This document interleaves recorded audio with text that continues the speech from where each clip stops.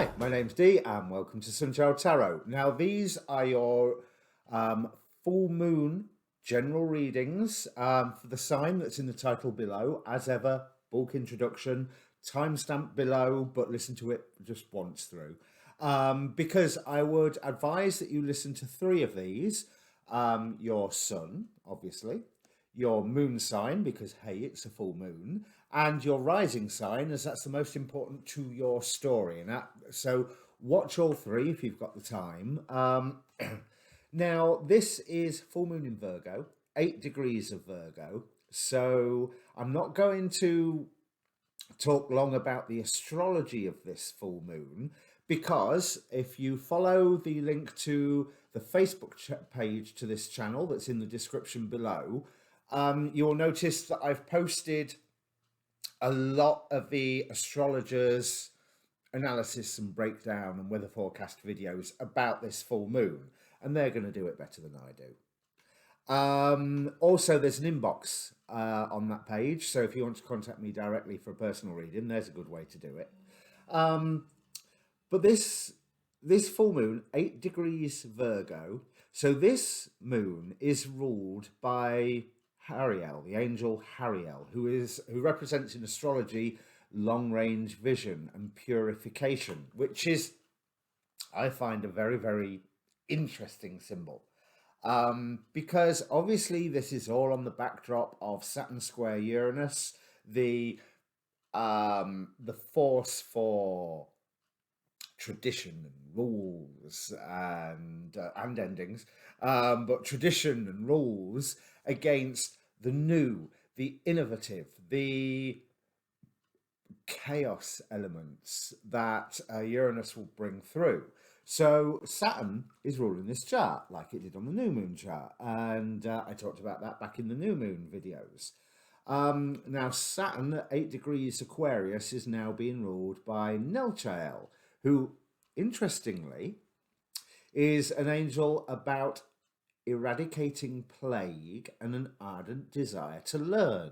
So it's almost like the Saturn energy is like, yeah, this may be the way we've always done it, and we've got to stay in the way that we've always done it, but we've also got to learn to do it better in these limitations because it's not working.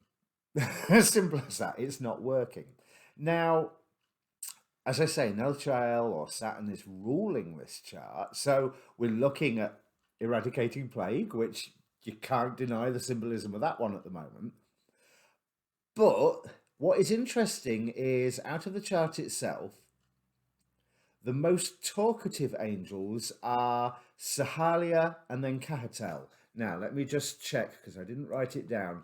Sahalia is ruling both Venus and Lilith, and Kahatel is, Kahetel, sorry, I should say, is ruling Pluto and Chiron, like I think Kahetel has been doing for a while.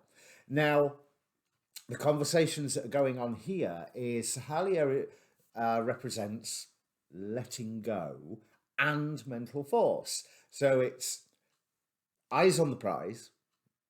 That's where we're headed, and all this other stuff is not necessary. Whereas Cartel is all about diffusing negative energy. And as I say, those are the two most talkative angels in this chart, theoretically, all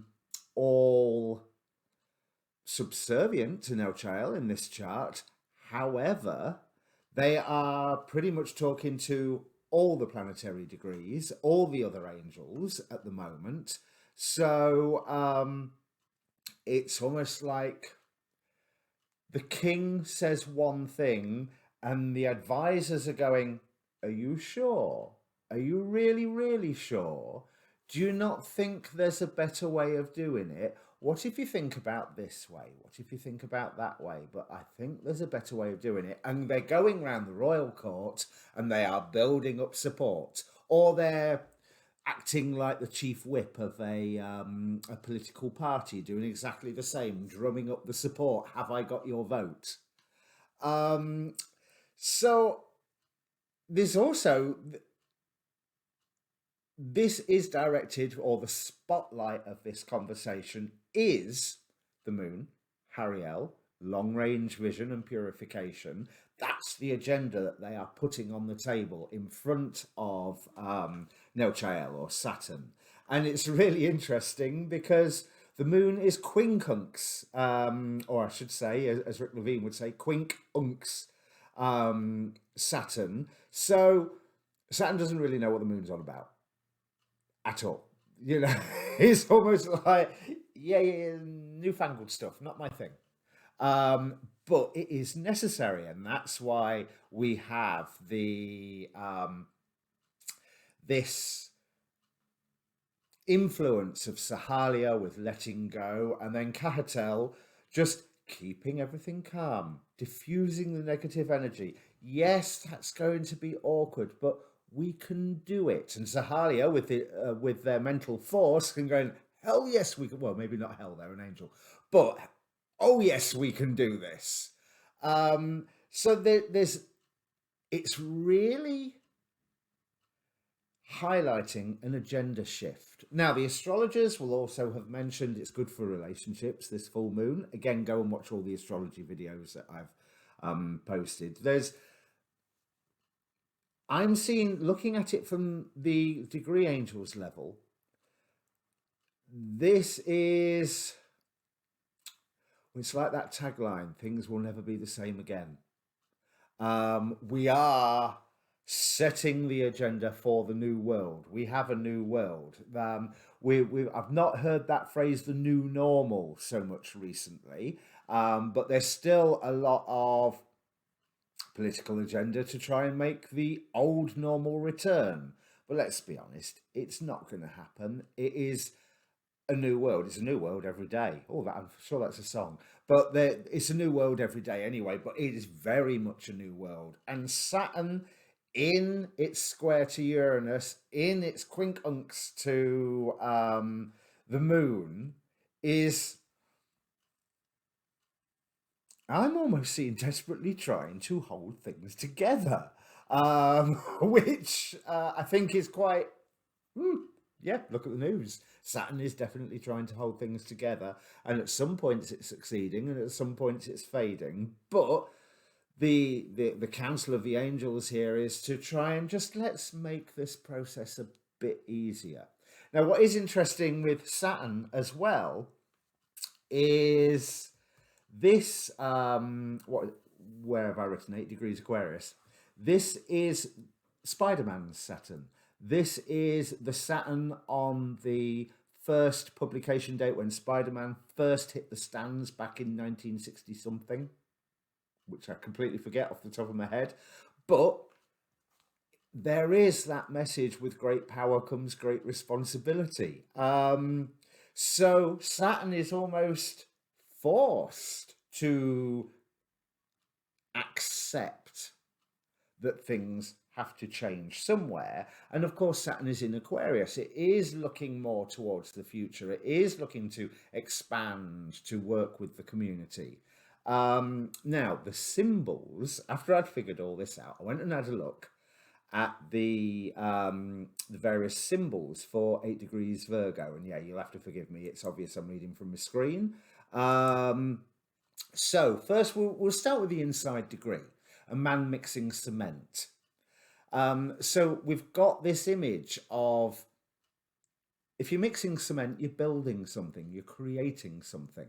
But the explanation of the image says jammed tight with concepts, thinking about what you are doing, interpretations, evaluations, opinions, and surmises, void of heart force, believing in progress, bent upon success.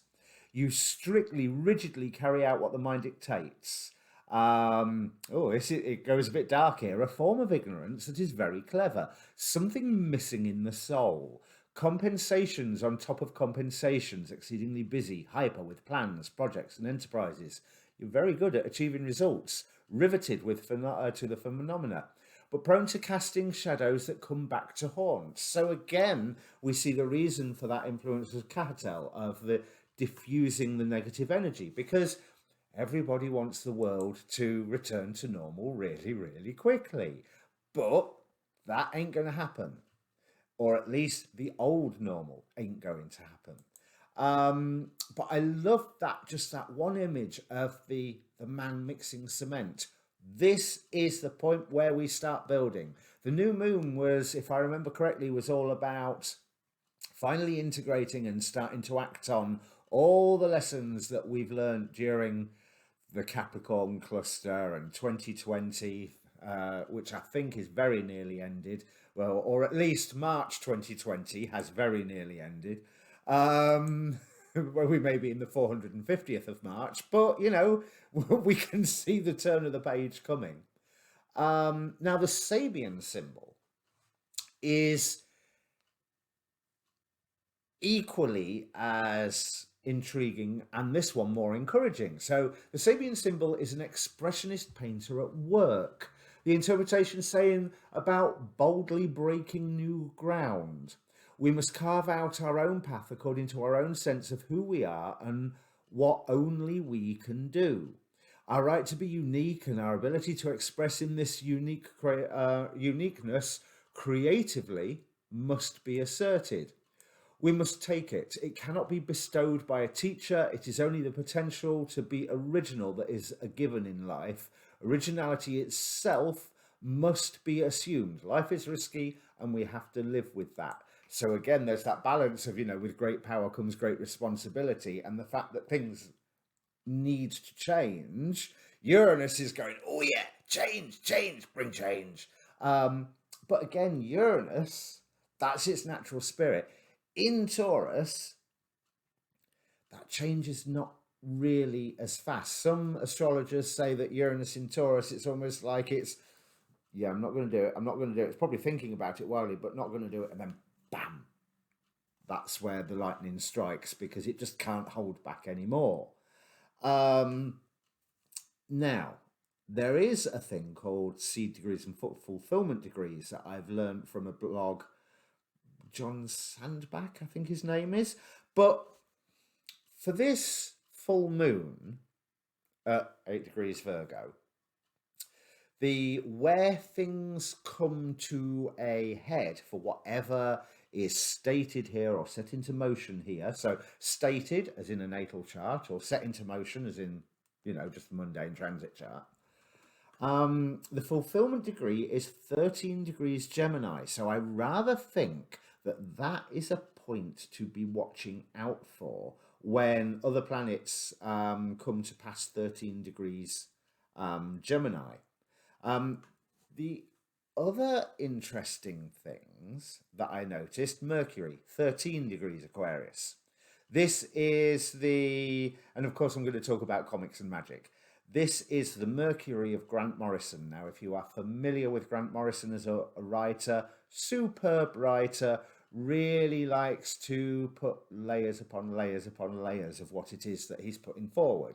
You know, whether it's his signature series, The Invisibles, which went really deep into all sorts of woo-woo, or just his time on the Justice League of America, where it was like big concepts that would stick with you and you'd still be thinking about them several days later. Also, Israel Regadi of the Golden Dawn, this is his Chiron. So without diving into the details of Israel Regadi's life, there's that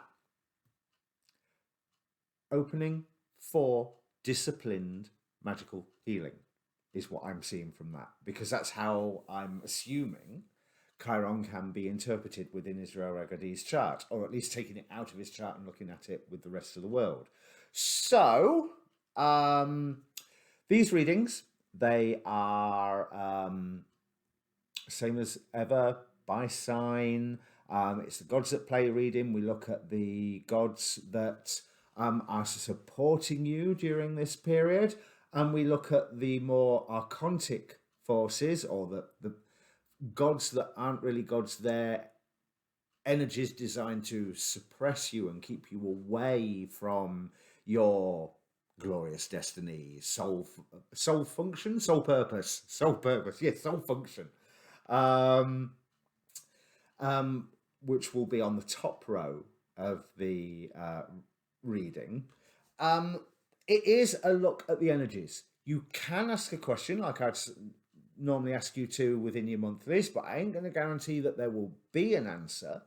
And again, like any form of tarot scope, it's either it makes sense to you and or it doesn't. And if it doesn't make sense to you, then it's probably not for you. This is a YouTube reading. I am not sat with you face to face.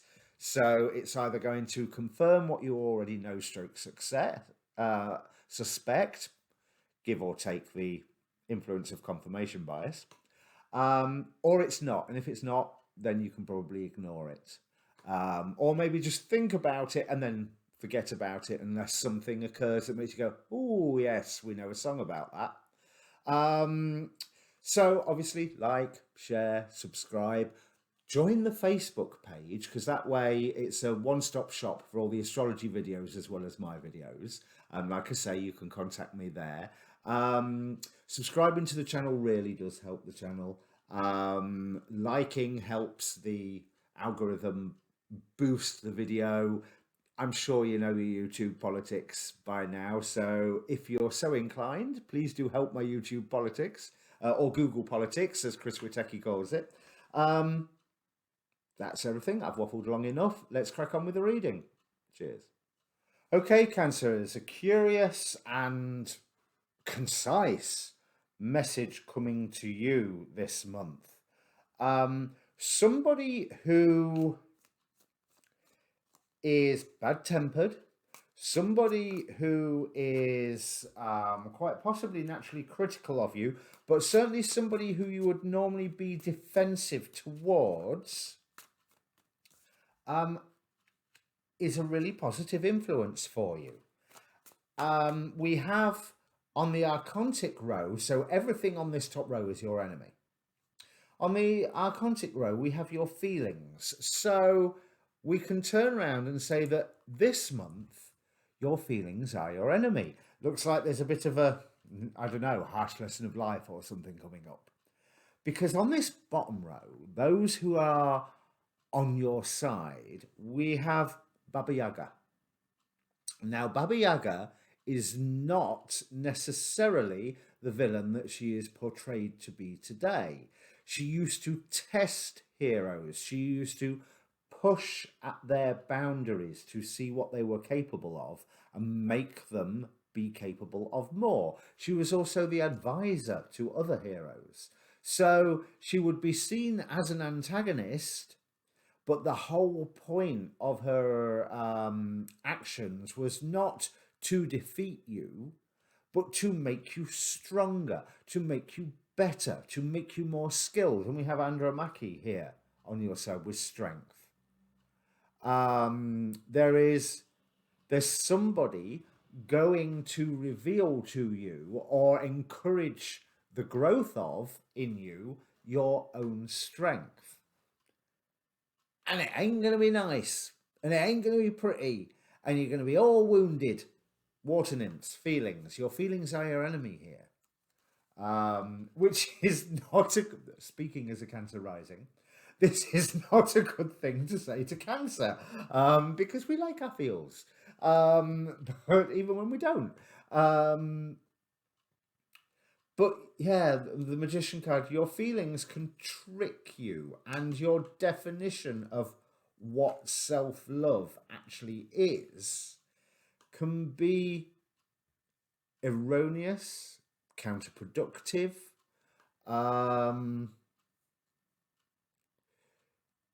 We do not have to, I say we, Cancer rising, we do not have to be on the defense with this. Now, the reason I say this, because I get this from Baba Yaga, but we also have the card from the Daemon Tarot, Rahavart. Rahavart. So, the definition of this card is there's not a lot of information about Rahavart, apart from he was a companion of Satan and wandered around with a basket on his back full of the souls of the curmudgeonly. Or, well, of curmudgeons. And that's it. That's all we know about him. But those who are naturally curmudgeonly, in their own experience, probably have good reasons to be so curmudgeonly, because the world has taught them to expect the worst, and the world has taught them to, well, basically expect the worst to people. So there's like, yeah, keep you at a distance because I know what will happen if I let you in. And that's what this Aradia is saying as well. It's almost clarified by the Ten of Cups. It's almost the most ideal situation is for you to be going, la, la, la, la, not listening.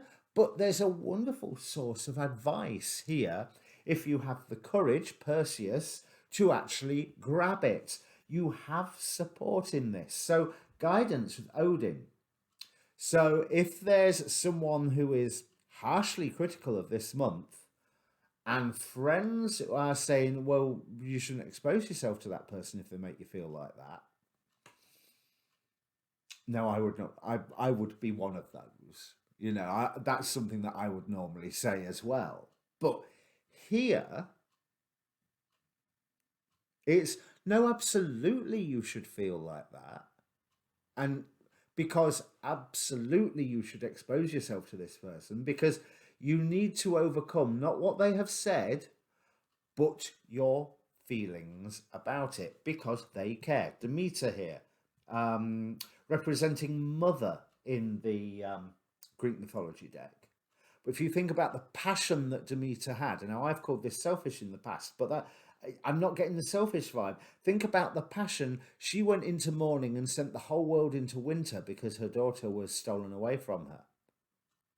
So this curmudgeon, who's in Rahavat's basket, or risks being in there, who is wanting to make you stronger, make you better. Only they've got a very harsh way about it. But think about Jedi Masters or senseis or what have you. Their teachings can be quite harsh, not pleasant. But the people who go through those trainings go through it because they know where they'll end up. And looks like Sensei's coming to stop for a while. Someone is going to be saying something to you that sends you right into your feels.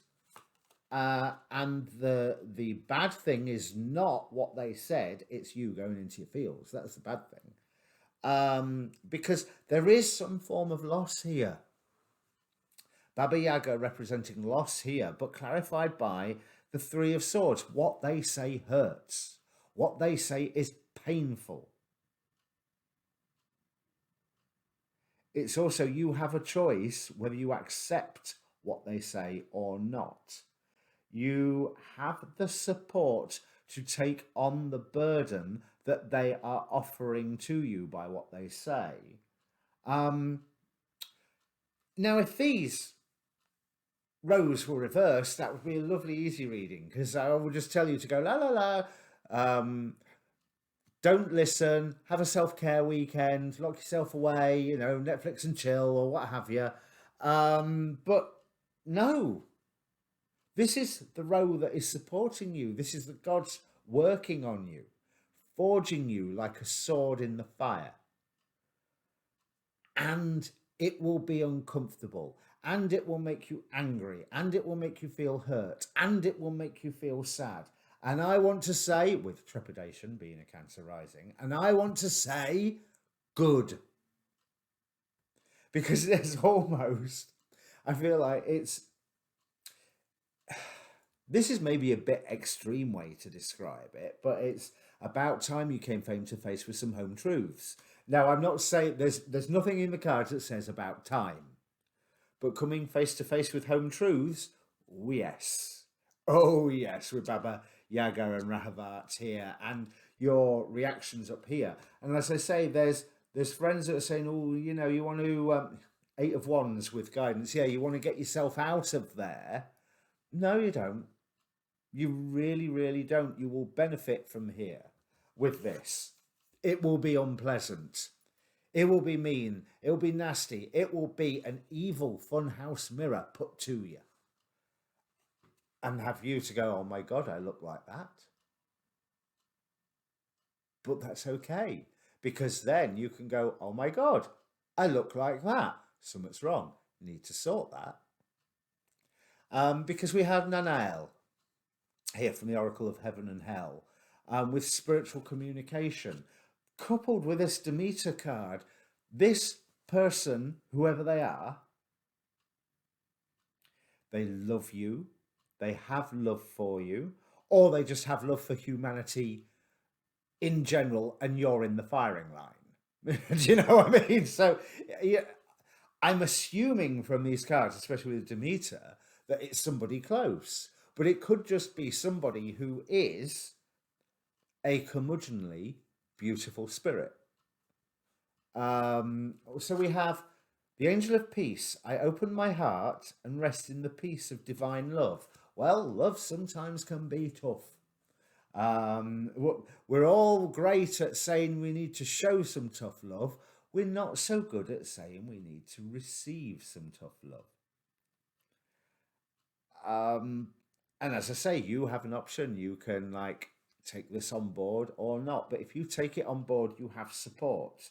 You have the organization working no, not the organization working. You have the organizational skills to be able to work with this, to be able to take that funhouse mirror reflection and go, okay, where do I go from here then?